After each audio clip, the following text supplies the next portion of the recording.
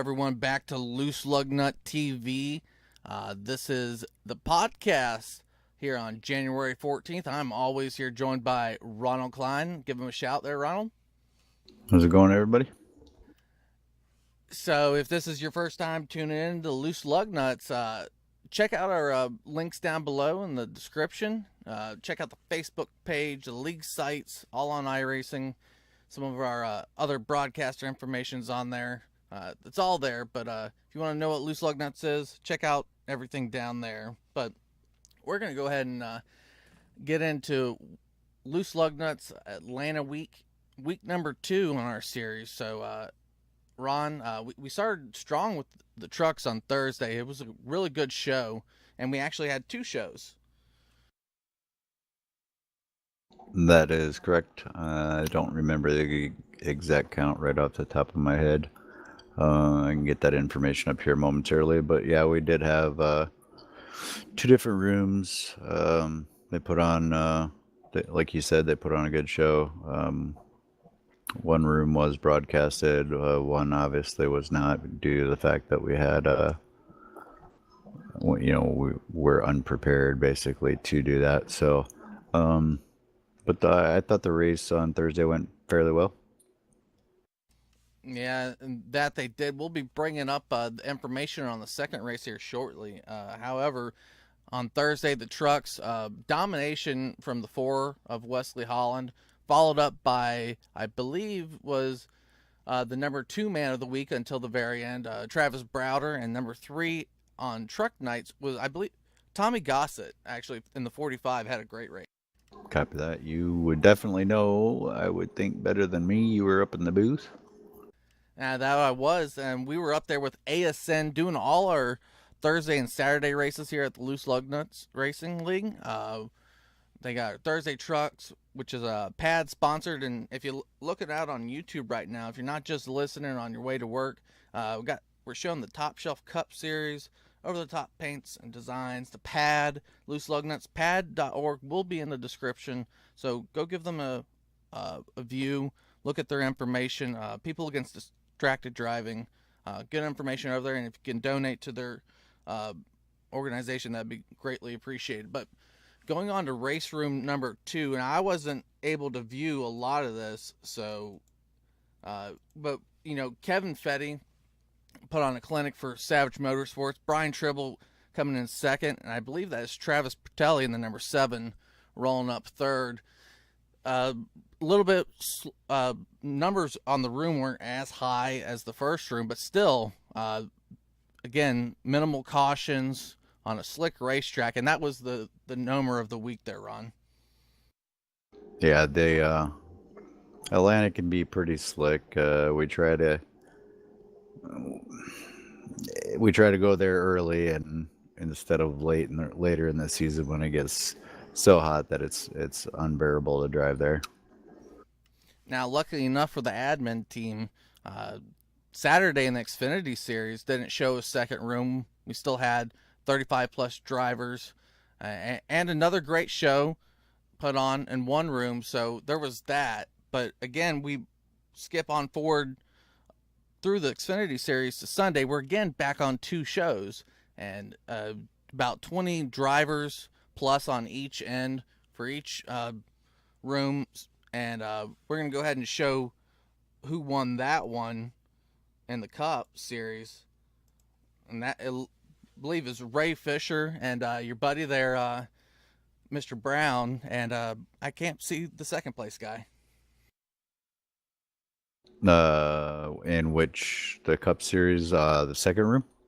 Yeah, it would be the second room. I'm not seeing him here on the old list, but either way, I think before the photo finish, he had left the room. But either way, looking at Ray Richard getting an early win at Atlanta, a little bit of cautions, a little bit less cautions than in the first room, but that's just due to which guys you're running around, and it was pretty evident as we look back on our main room on the broadcasted end that certain guys running around. We saw the 78 of Kevin Winter and Wes Holland mixing it up, Mitch Reeves and Jeffrey Merck. So it was great racing all around, and we're going to come to a point to where we're going to see everyone eventually, and I can't wait for that moment.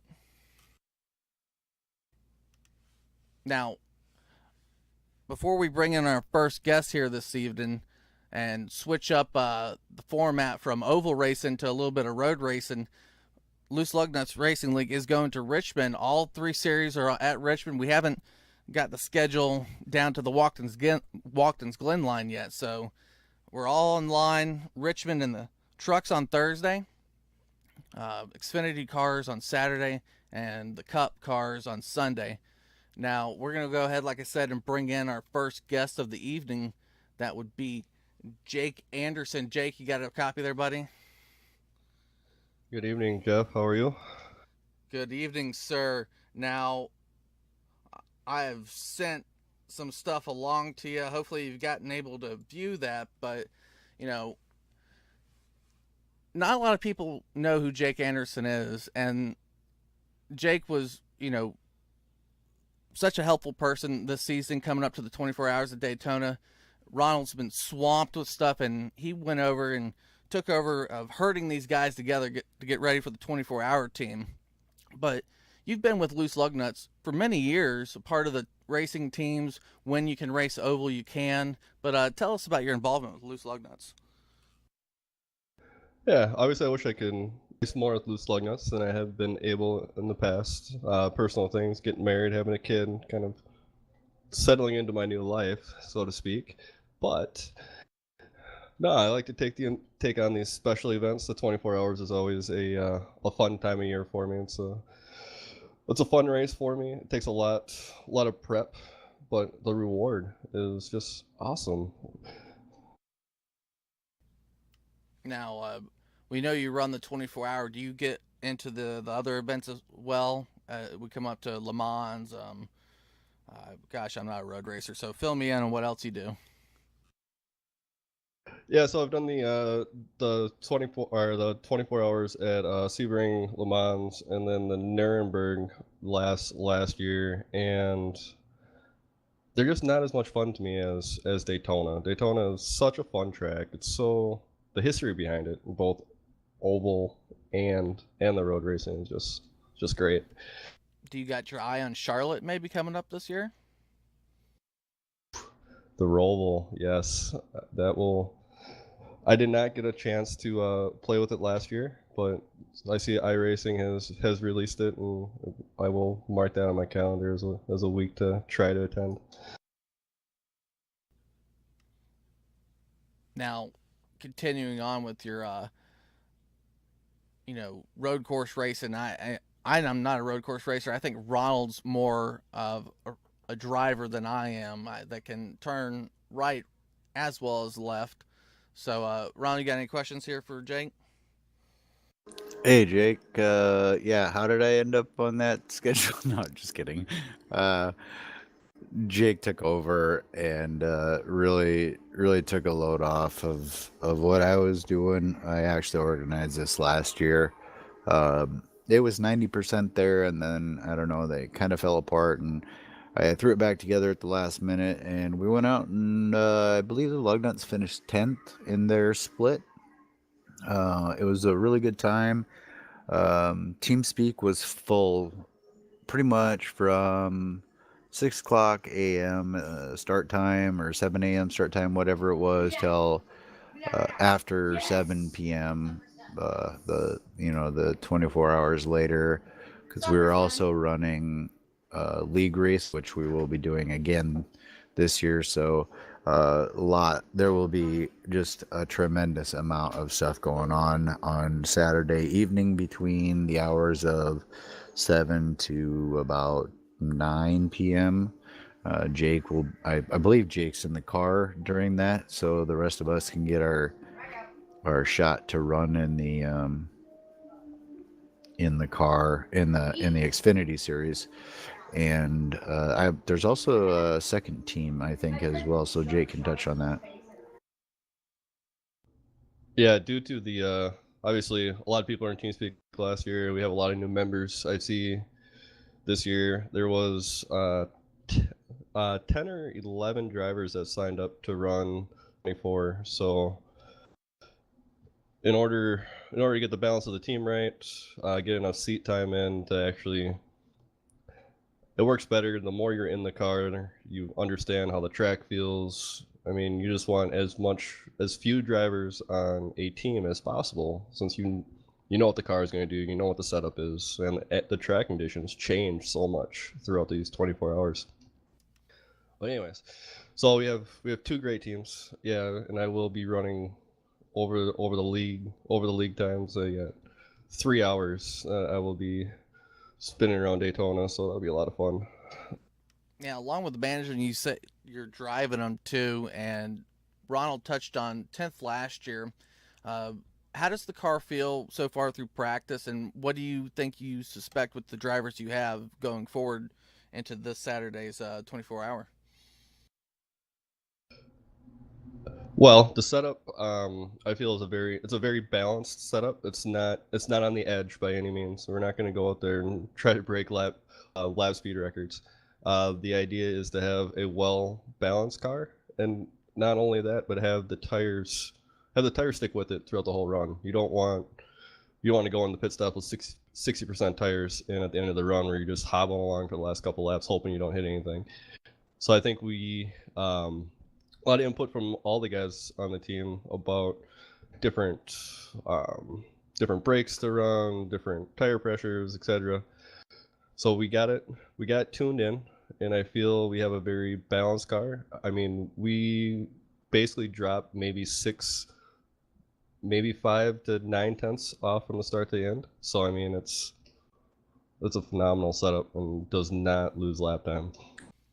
Yeah, and that sounds pretty good going forward, and also it looks pretty good because right now I'm showing this Ferrari and the paint scheme provided by John Hedrick at Over the Top Paints and Designs. Check him out on Facebook.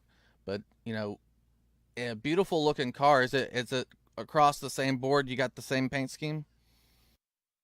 Yep, both teams will run the same paint scheme, and yes, John did a great job on that car.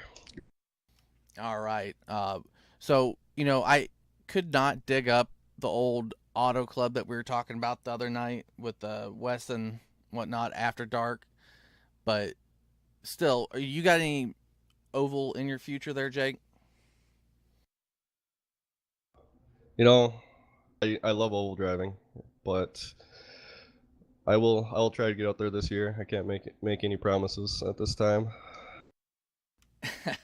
Sounds like you're better at turning left and right at the same time, buddy. Is there a reason why more road than oval? To be honest, I just have more fun road racing. Oval racing it's a little boring to me at times, but where road courses, I mean, you have 12, sometimes 16, 20 corners where you got to find tents here and there. Where oval, you got 4 corners to find tents. So either you get it or you don't, and there's not really a lot of places to make it out. So, because I like the challenge. No, that's a nicer explanation than most road racers give. I have more corners to make up time rather than worrying about the 4 corners that everyone else is dominating. And I hear you on that matter. It can be quite different on the oval when the guys have figured it out and you're only figuring out 1 corner at a time. But you yourself have to look at 10 plus corners and make up time where you can. But Exactly. there, I'm gonna Go jump ahead. in, but there are some similarities there though, because the one thing that I have learned from practicing for this event and getting some tips from Jake and some tips from some other guys, there's a few things that are very similar. Number one, braking points. On ovals, there's a braking point or a lift point, just like there is in road course racing. And if you don't know those, in either oval or road course, you're going to get yourself into trouble. Jake kindly helped me out, and I watched my lap times drop uh, considerably, actually. The other thing is rhythm. When you get out there and you're on an oval, you get into a rhythm, and it just comes naturally to you. You start driving, and you're not even thinking about what you're doing. You're just doing it. And I noticed that the more that I was running on this road course for the 24-hour, I kind of stopped thinking about what I was going to be doing, and I was more focusing on just being in the car and running the same thing lap after lap, watching the lap times. Yep, I was within, you know, we're not even talking a second. We're talking within tenths. We're trying to get from me personally. I was trying to get to the point where I was within a tenth of each lap. So there are some similarities across the board there. Yeah, I do definitely agree with the whole rhythm aspect of it. I mean, I barely even look at the dashboard. I'm just looking out in front. Like it seems like my feet know and my hands know when to start turning, when to start braking, just based on what's around me. Yeah, and I think the biggest thing to take away from it, like Ron said, rhythm, and then you're talking about what seat times you have for the guys overall, and you're like 3 hours just so you can get on the track and get used to the car. It's that rhythm factor that we're going to see is what is going to propel Loose Lugnuts into the 24 hours, being in the seat, getting used to your team, and all the guys that are helping out. But before we wrap it up here with Jake, any final thoughts you want to conclude on about the 24-hour race and Loose Lugnuts? No, I just want to thank everyone for signing up to participate. I mean, we need drivers to run. I mean, Ronald needs drivers to run in the leagues every week. So, just thanks to everyone coming out and helping me out and working on the set. So, hopefully, we have a good show on Saturday and we keep all four fenders on it. Yeah, we're all going to be interested in trying to tune in at the same time. Look for it on Facebook at Loose Lug Nuts Racing. Any type of links or whatnot that we'll be putting up to see where Jake and his teams there for Loose Lug Nuts will be at throughout the 24 hours at Daytona. But Jake, thanks for joining us this evening at Loose Lug Nut TV for the podcast, and we'll hope to have you on again sometime other than to talk about road racing. Sounds good. Thanks. All right, before we bring up our next guest, I want to again thank our series sponsors, the Top Shelf Auto and Detailing, PAD, People Against Distracted Driving, and Over the Top Paints and Designs, all here at Loose Lug Nuts Racing. And we mentioned the Top Shelf Cup Series. The man that broadcasted it most of the time is going to be joining us here any second.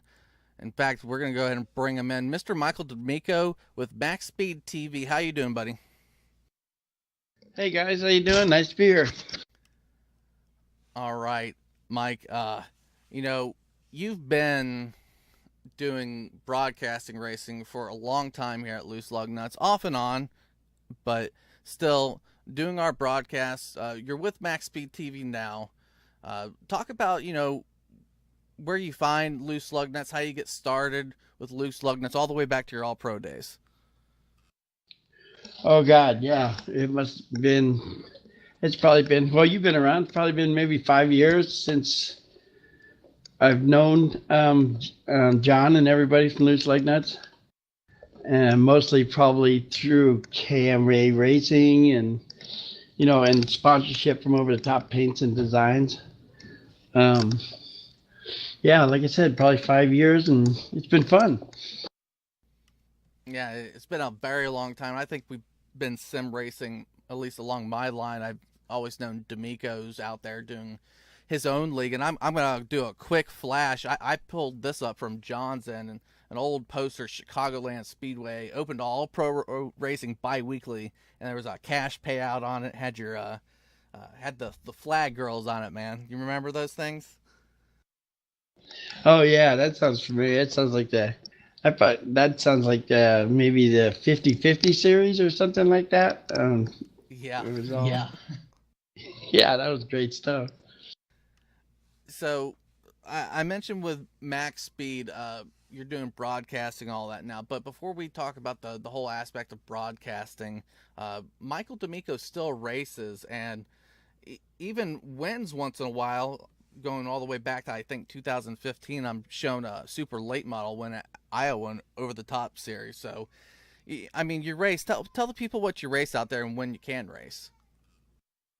Yeah, well, they probably don't see too much of me anymore, but I used to do a lot of super speedway. I'm not real good short tracks or cup cars or anything like that. Mostly mostly Xfinity and trucks whenever I get a chance. Um, Loose Lugnuts probably one of the only places I race now. But I've been out with KMA and uh, God, just lots of other leagues that that really didn't fit my for my style of racing. But and for the rest of my team, all pro racing team, Don King and all them guys back in the day. Um, we used to do a lot of racing, but mostly stuck up in the booth these days. You guys know that. Yeah, man. I'm actually showing an old one. I think Don King won this IndyCar race, but it's you in an Indy car, up in the catch fence. So it's actually quite funny if you go through the Facebook post and read the old. And D'Amico's like, "Well, how did I get up here?" Yeah, that sounds like me. Catch fence and Don winning, especially Indy cars. He's really good. He's really fast in the Indy cars. I never really got as much practice time as all those guys. Never really was half as good as most of them. Yeah, and like I said, with Max Speed TV, I mean, I've been up in the booth with you now 2 weeks, and with the special event races too, that Max Speed puts on for Loose Lug Nuts. Tell us, I mean, there was, I mentioned All Pro racing, and then you had All Pro broadcast, and how'd you go from, A, B, and now we're at, I guess, whatever letter you want to choose, but it's Max Speed. How'd you get over there? Max Speed, yeah, that goes way back too. That must go back 7 or 8 years. Um, me and Rudy met, doing some Atlanta races one time. We were out there kicking butt, and we started talking, and one thing led to another, and I found out he was broadcasting, and that was like something that I always, from the day I started iRacing, was something that was a big thrill to me. I always told myself that's where I'm going to be someday. Like it was a big deal or anything. I mean, anymore it's everybody's broadcasting, but Rudy being the mastermind through the whole Max Speed TV, because of the amount of time he's putting. I mean, he's put himself and everyone else years ahead of everyone else because of the amount of testing he does and modifying everything to try to get the best broadcast out there. We split up. We had our differences for a while. I started my own all pro broadcasting, which was pretty good. I'm sure you remember all those days. We were out there 7 nights a week, like he is now. But we got we're big now. We're 4 or 5 different networks going all week long. So um, it's crazy. We really do good, and we got a really good crew out there. Yeah, Max Speed TV has one of the most for iRacing simulation. Uh, Amount of people that are subscribed to the channel really help boost the numbers of races within Loose Lug Nuts and other leagues, obviously, and that's why people go to Max Speed TV is for the great quality of capture and the subscribers they put in or still have. It brings that viewership up for the league and gets leagues known, and you get new drivers, new mix of blood. And like you talked about with Rudy, when I put together an old IRTVO package, Rudy was the one, helping me code the stupid thing, which is absolutely ridiculous sometimes. And he's the one back there teaching me. So big shout out to Rudy Cummins there. Oh yeah, that's what I'm saying. He's the one that's the reason I gave up. Well, I didn't really give up all pro broadcasting. I just moved over there because he knows so much about it that can save you so much time.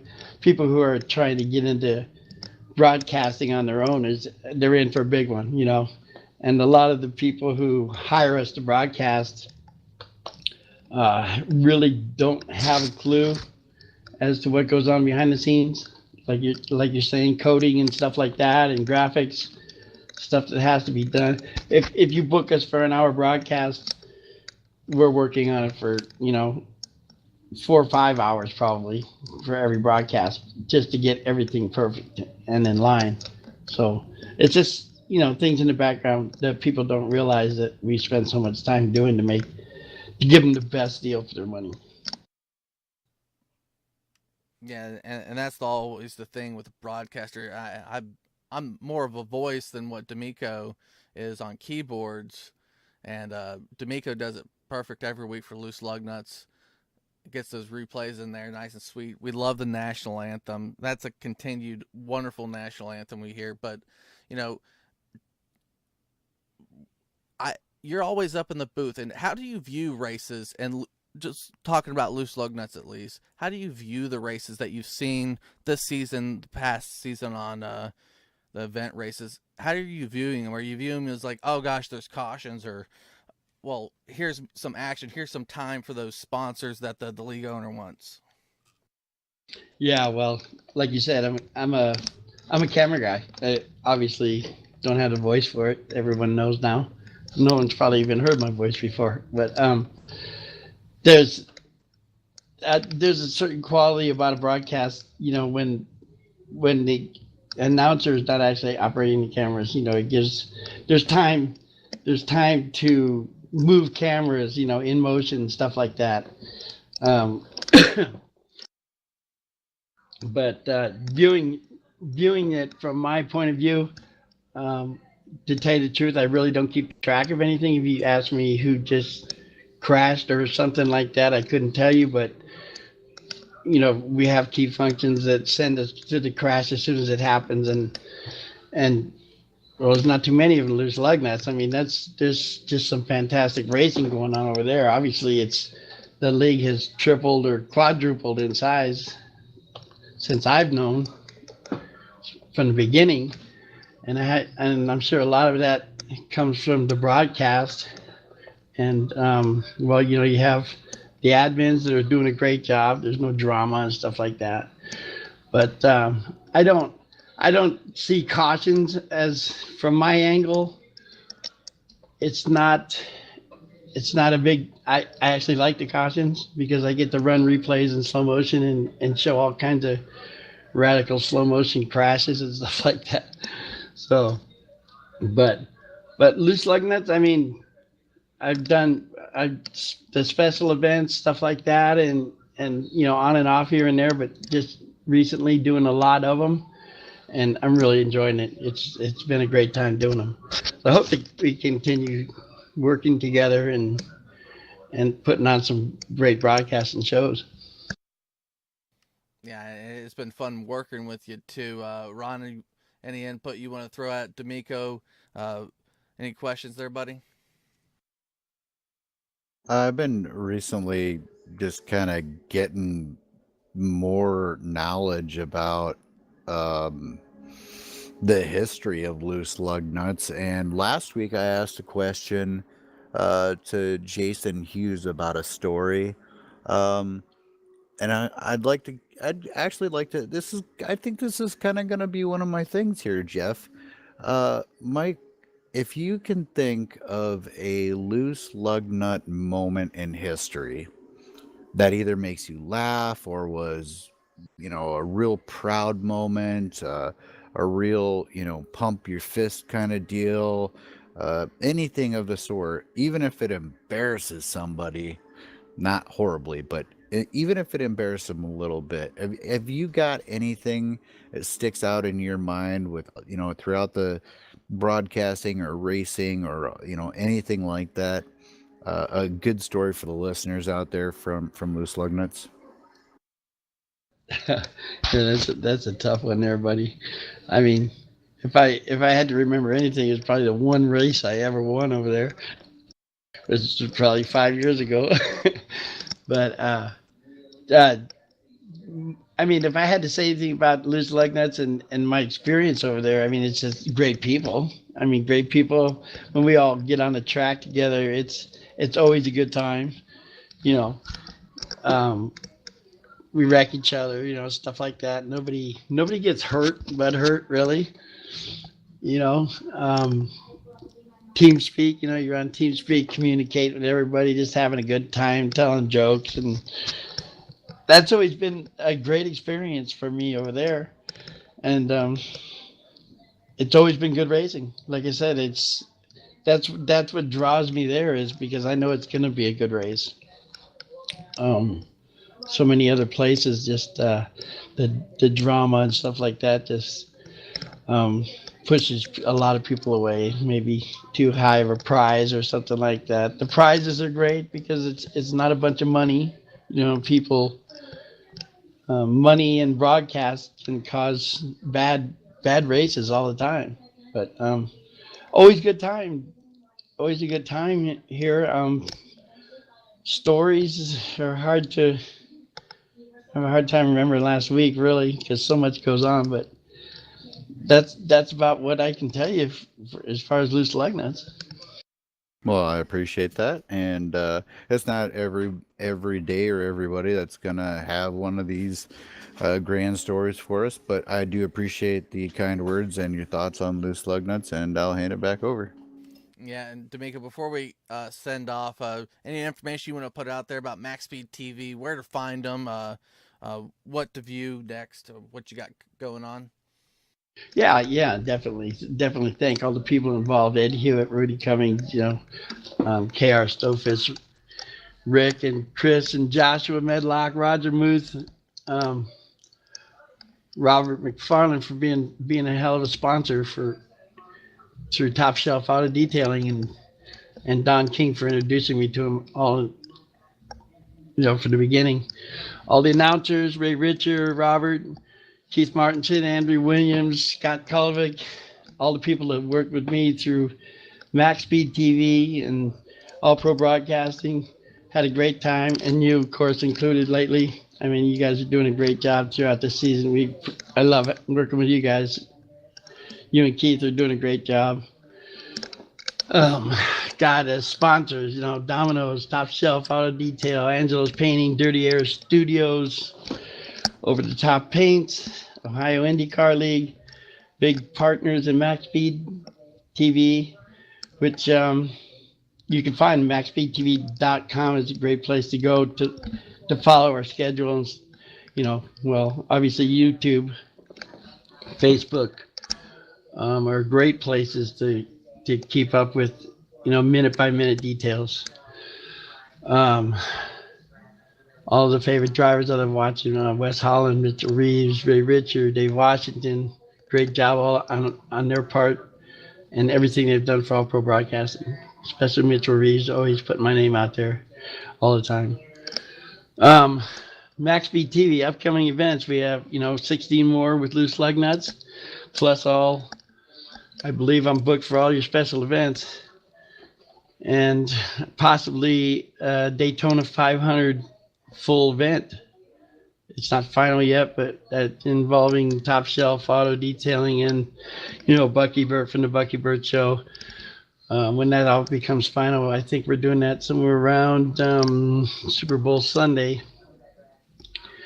But God, there's so many people out there. Michelle McMaster, the iRacing biggest fan. Uh, Thumbs up to her. She's always out there doing a great job, making appearances in the chat room and trying and keeping people excited about everything. And you guys and everything you're doing for us. It's all putting us where we're at. We couldn't do it without you. And thank you for those kind words, Mike. You sound like Darrell Waltrip after you won the Daytona 500, trying to thank everybody. And yeah, I think you got pretty much everyone in. So all those people he mentioned, uh, those are very kind words. And we'll move on from Mike here this evening and be working with him throughout the year. But our next guest coming up doesn't really need no introduction. He's been on the podcast a few years back when it first started, but we're going to go ahead and bring him in. Mr. Wes Holland here, dominating performance early in the week. Let's before we get in there, let's see if you hear us. I got you. All right, man. I've been racing with you for years now, and before we talk about your good week here at Atlanta, uh, tell us, your version of history of loose lug nuts. Honestly, man, it's just we pretty much started over on the console. John and Smoke and all of us were playing Xbox back in the day, and met them group of guys playing with a controller. So uh, we kind of got burnt out on it after a while. Once all the new games came out and nothing worked right anymore, and we started seeing, well, I think it was like Dale Jr. back in the day had said something about iRacing, and John came over here with Smoke, I think way before me, and started up a league. Well, they started racing first and then started up the league, and they got most of us to come over here, and it's been history since then. It's been a good ride, right? Yeah, I mean, good rider. I was in the inaugural race and first season John put together. Wes winning that race there at Thompson Speedway. So yeah, inaugural winner, Wes Holland. But you know, I'm about to spit ridiculous stats at these people, and they're going to be like, "Why, Wes? Why race so much?" But 278 starts, 112 wins. It's updated now, I'm sure. Uh, with Dan Elisa, but 195 top fives, 247 top tens, 95 poles, and back in the day, Rage Quit West, 22 DNFs. Yeah. I mean, yeah, those are ridiculous stats, but I've been over here going on 5 years now, and uh, stayed committed to this league for a long time. Have my breaks. Everybody has. I mean, everybody's took some time off, but I mean, pretty much I've stayed devoted and ran everything we've ever had to run over here. So, I mean, that's what happens, I guess, when you show up to everything. Yeah, and by everything, Wes has been here, like you said, 5 years, shown up, won races, and he's not the dominant champion factor. 22 DNFs don't equal, a whole lot of championships. A lot of those DNFs end up being concurrent when he's having just the awful time, and that's when you capitalize on Wes being not Wes and win championships like I did and a lot of other drivers did. So he's got, I think, 7 or 8 championships within loose lug nuts. So he may be topping that, but he's not too far ahead of me. I think there was plenty of series there, though. I mean, I think we ran way more seasons than what I actually won. Yeah, I don't think I won the majority of the seasons or the championships. I mean, I've gone back through, looked at Danalisa before, and I mean, it was mostly the stuff that we ran on the weekends, and I know we had a bunch of series during the week and Friday nights or Thursday nights that we had some pretty good competition back when. I mean, we thought we thought we had a lot of people. There was like 14, 15 guys. Now we're up there ridiculous numbers of people showing up every week now. Yeah, and that's I mean, we look at from our short track days. I guess we can say that actually, like what NASCAR started. Loose Lug Nuts was originally a short track league. We didn't even step outside of, I think, Charlotte maybe for street stocks. So Yeah, that and like super late models. I think that's all we used to run. yeah, that's where it was, and John and y'all started it at one point. I was in control of it, and it evolved a little bit, and now Ron and John and Brian and all the admin team and what they do, they've brought 43 competitors at least every week, 1 to 2 rooms, and it is a tough sell for Wes to win, but Wes does win when he wants to, dominating the trucks, like I said, on Thursday on our TNT Pad series. You led, I think, all but 6 or 7 laps of that race. Tell us about the trucks. Oh man, that's probably my favorite series. I mean, on iRacing period. So I tend to like to do better or or push myself to do better in those. But I mean, the trucks this week, that was, I don't know. I don't know how I won it. I don't know how I led that many laps, honestly, because I've said it in the interviews and broadcasts. As these guys we got over here now, thanks to Ronald Klein and John and all the admins this season that have stepped in and made the league the way it is now. Didn't make it very easy on me. It might have looked easy, but nah, these guys are crazy over here now. So we had a good week in the trucks, and I'm just looking forward to the rest of the season, honestly.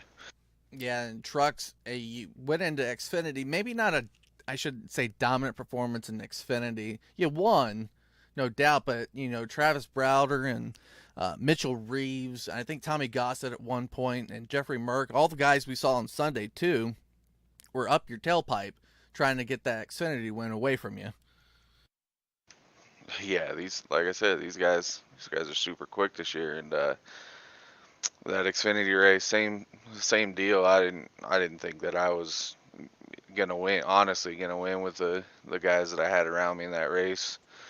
I think I started second or something like that, and we stayed up there all day in the top five. But I didn't think I had anything for Travis Browder there at the end of the race, and somehow, some way, I got back around him there, and with late laps to go, and held him off. That was probably the most I've ever been excited for a win in a long time on the sim. So Yeah, we've been mentioning Mr. T. Rowdy himself winning the Cup, and he did it in the most surprising fashion. And as a broadcaster who was watching the whole thing go forward, uh, Sunday's race did not end particularly well with Wes, and I'm showing not that picture, but an old super late model, and I thought it was funny because it's probably felt about the same. You led a lot of laps in this super late model, and then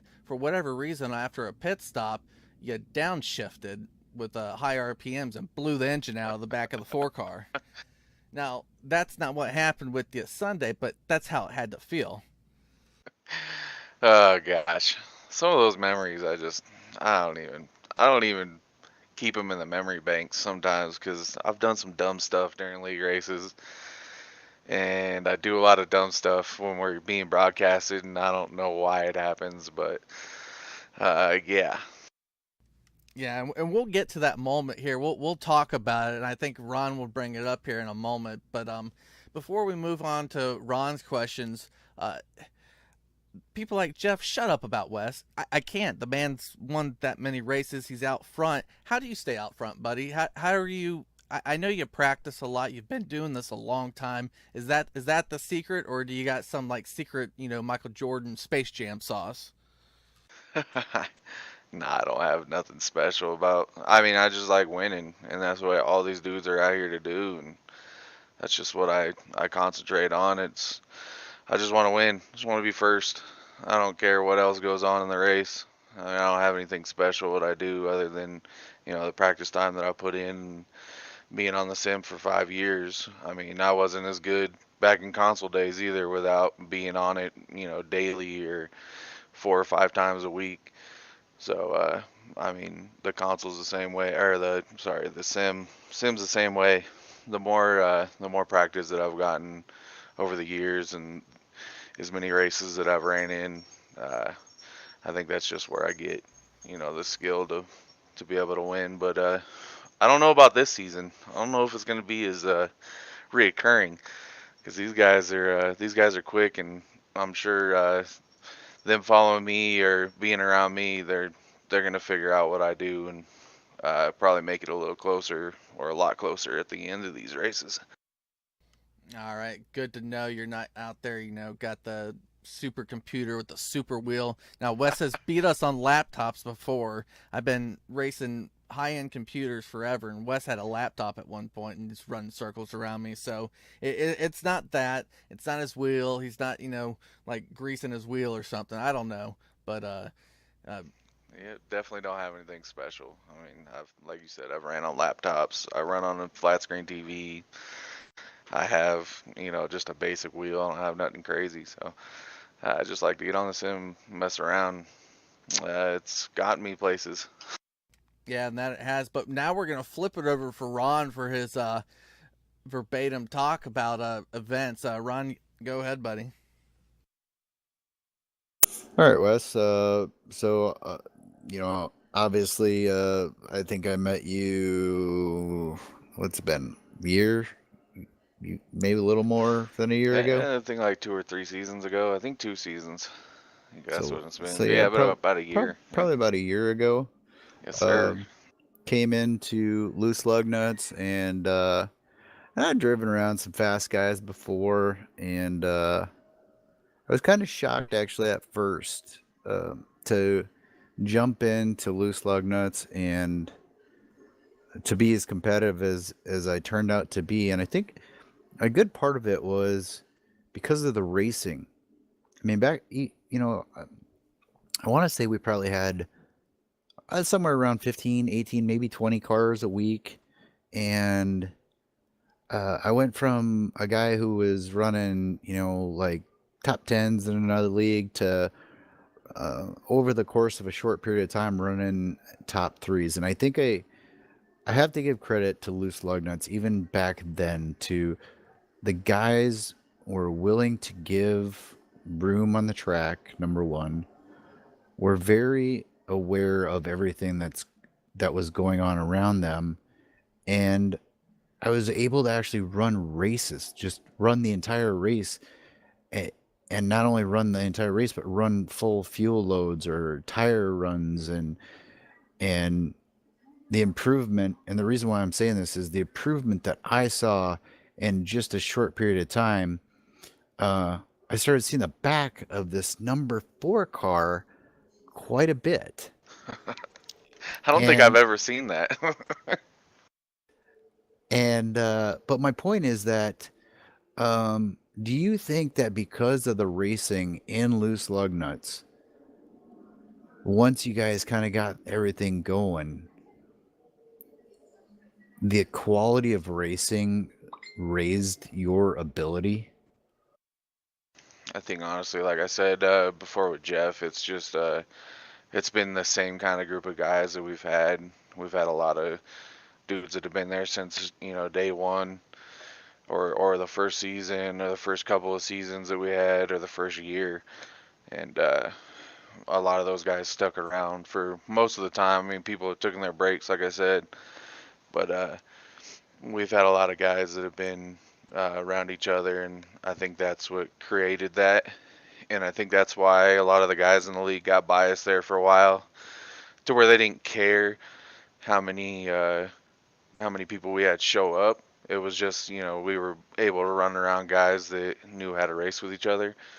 So I think that's where like the quality, the close or the night or the good racing, the close racing, and then I mean, dudes respected each other because we raced with each other all the time. So I think that's where most of our morals in the league came from.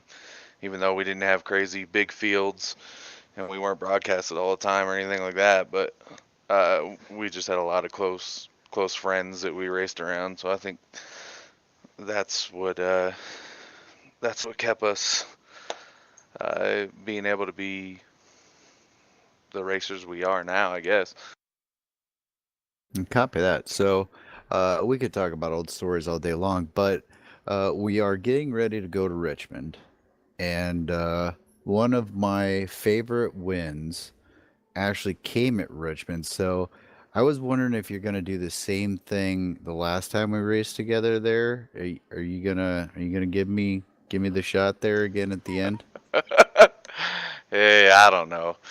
I don't think I ever give anybody anything. I think it's just my stupidity ends up biting myself but sometimes, honestly. I mean, uh, I like to race hard around people, and I like to give everybody my all, and I try to be as clean as I possibly can all the time, even though I've had my points in my iRacing career. But I don't think I've ever given it up to anybody. But I think I know what you're talking about. I think I lost it on the white flag and just let you drive right around me. Is that correct? Yeah, we were coming out of 4, and I couldn't catch you. I was giving it everything I had. I was trying to put as much pressure on you as I could, but I couldn't get close enough for what I thought to put pressure on you. And you came out of four and got her a little bit sideways, and I kept it straight, went around you, and kind of coasted. Not coasted, but we had enough breathing room to where I didn't think that you were going to get back to me. And I was just hoping that you were going to pay the same respects this year.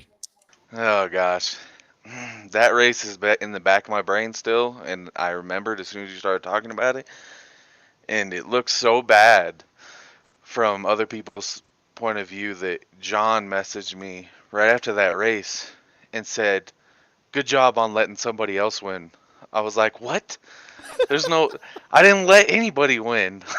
I just killed myself on the last lap." I was so mad at the end of that race. I mean, I'm pretty sure I said congrats and good job there, Ronald, but oh man, that one ate me up for a long time. Yeah, we talked afterwards, and you definitely because I said, did what happened? Did you overdrive or what happened? And he said, the tires just had started to go away, and you just got into it a little bit hard, and you were definitely not very happy about it. It's not the normal West that we're used to seeing. No, So, Well, that but showed up. anyways, we are That going showed back up to Sunday, Ron. Richmond, and as I found out that night, you are very good at Richmond. So I assume going into Richmond, you got to be pretty pumped up. I mean I am, and honestly, this season has gotten me. Like I said, I took a break there for a while, and you came in, kind of took reins over here, and it's grown, and there's a lot of fast guys. So this season gonna be crazy, and I don't know if I'm gonna be the same guy at Richmond or not. I don't know how that's gonna work out. I don't know some of these dudes in here I haven't raced around in a long time, so and they're definitely way faster. So I'm still looking forward to Richmond. I love short tracks. I love that track in particular. But yeah, I don't know if it's gonna be the same outcome for me or not.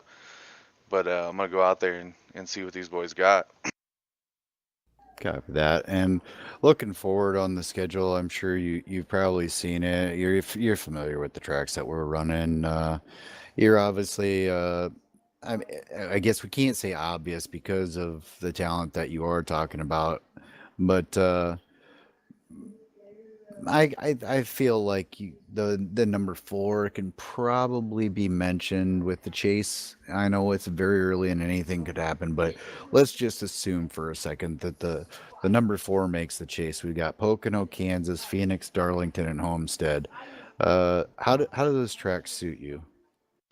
The only one I dislike a whole lot out of that whole list is the last one, probably in Homestead. I mean, all those other tracks are I've done well at. I can run well. Flat Can't do track very good champion. at. Yeah, can't can't really do good at Homestead for some odd reason. So I mean, I lost a championship to a guy, Bob Wells, in the league that I've known for 3 or 4 years now at Homestead, and it was probably my most dominant season ever in the Xfinity car. So uh, that track hasn't done me well. So not looking forward to that one, but maybe if I have a points lead, I'll like that place a little bit more. Copy that. Now, is there any place on the schedule where you circle and go, this is gonna be, this is gonna be the one that's gonna really test me. We look just a couple that we'll mention: Auto Club, Texas, Bristol, Indianapolis, Chicago, Milwaukee, Watkins Glen, Vegas, Iowa, Martinsville. Usually them short tracks. Uh, it's usually Phoenix or Richmond or I mean I'm well at Martinsville. Don't like the cookie car. I mean the cookie cutters are fun. The mile and a halfs are fun, but uh, I don't really circle them like I know that I'm can be dominant there. It's just I like them short tracks. It takes a lot of finesse, and yeah, I'm definitely looking forward to some short track action. And what's the one that you're like, man, I'd rather just stay home? Honestly, I don't know. I'm getting to that point where road courses I'm not all that great at, just because most of the time it's like a fuel strategy. You got to split the race in half and run your own race, and I get caught up racing other people, end up getting on other people's strategies at them road courses. But I mean, I still do like them. They're fun. They're a fun race to run. It's just I get caught up in my own feelings in the middle of those races, and I end up just getting lost in the middle of the race and not knowing what I'm supposed to be doing, not sticking to a strategy. Copy that. And with that, I'm gonna hand it back over to Jeff. Yeah, man, Wes. We've talked about quite a few things here tonight. Ron mentioned y'all's two story together at Richmond.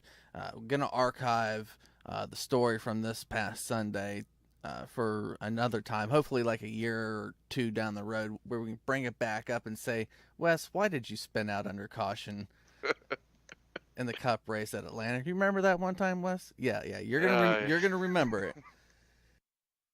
So Yeah, that's bad. well, you talked a lot with Ron about Richmond and whatnot, so we got your thoughts on that. Anything else going forward before we let you go? Nah, man. Honestly, just like I said before, I'm looking forward to running around these guys this year, and hopefully I don't get too burnt out on it. I mean, there's a lot of stuff that always goes on in these leagues, and you can't please everybody, and people feel singled out sometimes. So it's looking well this year. Everybody's pretty much, stayed to a game plan week in and week out. So, and we're only in our third week. So, just looking forward to seeing what I can do with all these dudes that are around this year. All right, Wes, and we'll be moving on from him this evening, talking to him hopefully towards the end of the season. But Ron, we got a huge week ahead of us coming up to Richmond, like you talked with Wes. We got great things going forward with the Loose Lugnuts. The points are up at Dan and Lisa. Look on the Facebook page. Anything you want to talk about Richmond, Ron? Should be some interesting racing. We'll see what the fields are like. Obviously, this isn't NASCAR where we know that we're gonna have 40 drivers every week, or 43 drivers every week, or 50 or 60, or we just don't know. So, you know, I, I wish we had a magic wand that solved everything on its own, but that's not how it works. Once you solve one problem, another one pops up, and it's just this domino effect. And we've been trying to grab a hold of it by the horns and fix it. And the only thing I can ask is, for the league to think about the league, not just themselves, and understand that what we're doing is for the league. We're not just making stuff up as we go. And it's gonna be Richmond. It's short track racing. First one on the schedule of a few that we have this year, and it could be a fantastic racing, or it could be a long night for a lot of guys. So tune in to ASN on Thursday night in the trucks, back on ASN again on Saturday night in the Xfinity series, and then hop on over to Max Speed TV for the Cup cars on Sunday night. And don't forget to check out the Loose Lugnuts 24-hour teams will be running on Saturday through the 24-hour race. I'm sure there'll be multiple people streaming, whether they're in the car or out of the car. There'll be some form of video entertainment on the Loose Lugnuts Facebook page. And all great information out there. Like Ron said, look at that Loose Lugnuts Facebook page. That's where you're going to find a plethora of information. About 90% of the Loose Lugnuts info comes through the Facebook. But again, thanking our sponsors, Top Shelf Auto and Detailing, padd.org, against distracted driving, over the top paints and designs, the Loose Lugnuts Racing all together. We hope to see a lot of our drivers out there this weekend at Richmond. For the podcast, as I myself are going to be moving, we might have to take a week off. We'll let you know out there on Facebook. But to all, good night, and we'll see everyone next time.